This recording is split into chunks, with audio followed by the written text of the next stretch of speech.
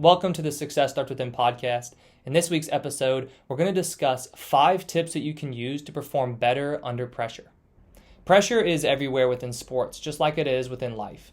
So it's not really a question of whether you can avoid this pressure. Because if you are on your way towards athletic success and you're really striving towards your goals, pressure is going to find you. Now, this pressure may be in the form of a certain moment within a game, or the pressure may come from yourself or pressure you feel from other people. But the truth is, pressure is going to find its way into your life. So now, how are you going to handle this pressure? With athletics, pressure typically comes down to specific moments within a game. One example is a golfer, and this golfer is down to her last hole. And in this last hole, she has to make a putt. If she sinks the putt, she wins. If she misses the putt, the other person is going to be victorious. She is feeling pressure because of this last hole, since this last hole will determine the outcome. Another example would be a football team who is down by 3 points. They have the ball on their own 40-yard line. Now, this example is interesting because both the offense and the defense are going to be feeling pressure. The offense is feeling pressure to score and win the game, while the defense is feeling pressure to keep the offense from scoring. Both of these examples show you how, in sports, certain moments within a game are going to lead to pressure. Though it doesn't always have to be certain moments during a game. Pressure is also felt as a whole in terms of the pressure you put on yourself for the success you should achieve within a season or within your lifetime, along with the pressure you feel others are putting on you.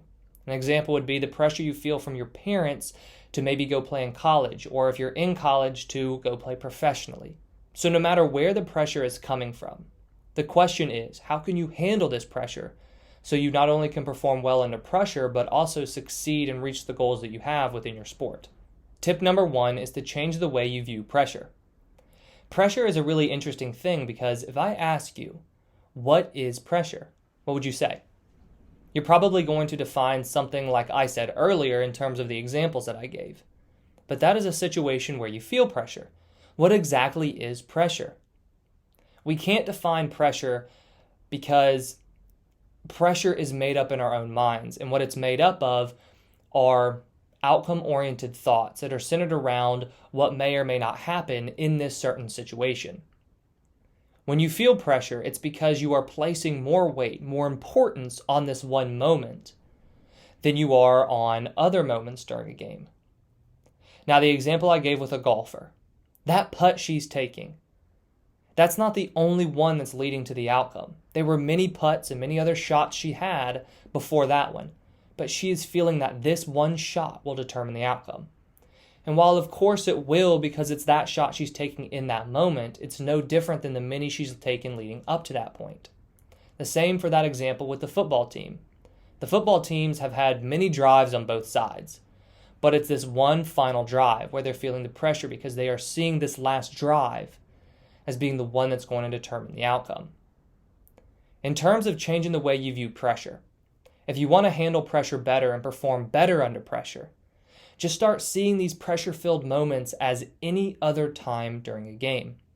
Instead of placing more weight on these moments, simply break it all the way down to the same movements and actions you're taking that you've taken throughout the whole game and you've taken throughout practice.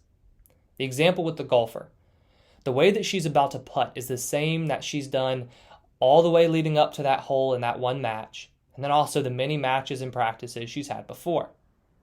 That football team, every single player's responsibilities are going to be the same as they have been many times before. So start viewing situations where you're feeling pressure, just like you do any other moment during a game. Tip number 2 is you want to let go of the outcome. When you're too worried about what the outcome is going to be, this really heightens that feeling of this moment is so much more important than the rest. Your mind is fixed on what may or may not happen. You are looking forward to that victory. You are dreading that defeat. The more your mind is focused on the result, the more pressure you're going to feel in the moment because you feel that you have to perform perfectly in this moment in order to reach the outcome that you want. However, outcomes happen. Outcomes are results due to the work you put forth in the moment. They are the combination of many small actions. Instead of focusing on the outcome, focus on the action you're doing in this moment. Focus on this singular moment, and that is going to lead to the outcome that you want without you having to focus on the outcome. Instead of focusing so much on the outcome, when you focus more on the process, you focus more in the present moment, you're not going to feel as much pressure since your mind is not focused so much on what may or may not happen and the consequences that come along with that result.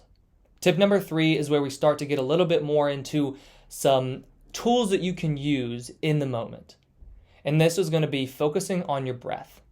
And the last tip, I said that you want to let go of the outcome. Simply saying that you want to let go of the outcome, that's good. But is that really going to help you not focus on the outcome? Probably not. In the moment when you're feeling pressure, that outcome brings with it so many emotions. And when you are feeling so many emotions associated with the outcome, whether positive or negative, it's very hard to let that go. What you need to do then is have a tool that you can use to really shift your attention off of that outcome and bring it into the present moment. So really this present moment awareness is going to be a byproduct of something that you do. And what you're going to do is focus on your breath. Just start bringing your attention more to your breath. Focus on taking some deep breaths in and out. And the more attention you give to your breath, the more you are forced to be in this moment. So what's going to happen is you are then going to let go of this outcome, let go of worrying about what may or may not happen as you bring your attention more and more into the present due to you focusing on your breath. Tip number 4 is to develop a mantra. Now, a mantra is going to be something you say to yourself, a phrase that you use to refocus your attention. This is much like using your breath to bring your attention into the present moment, except now you're going to use the thoughts in your head. When you're focusing on the outcome and you're feeling pressure, what's actually happening? Well, what's actually happening is there are many thoughts filling your mind. Thoughts that are consumed with the outcome, thoughts that are concerned about what's going to happen, what someone else is going to think of you if you fail or you choke in this moment.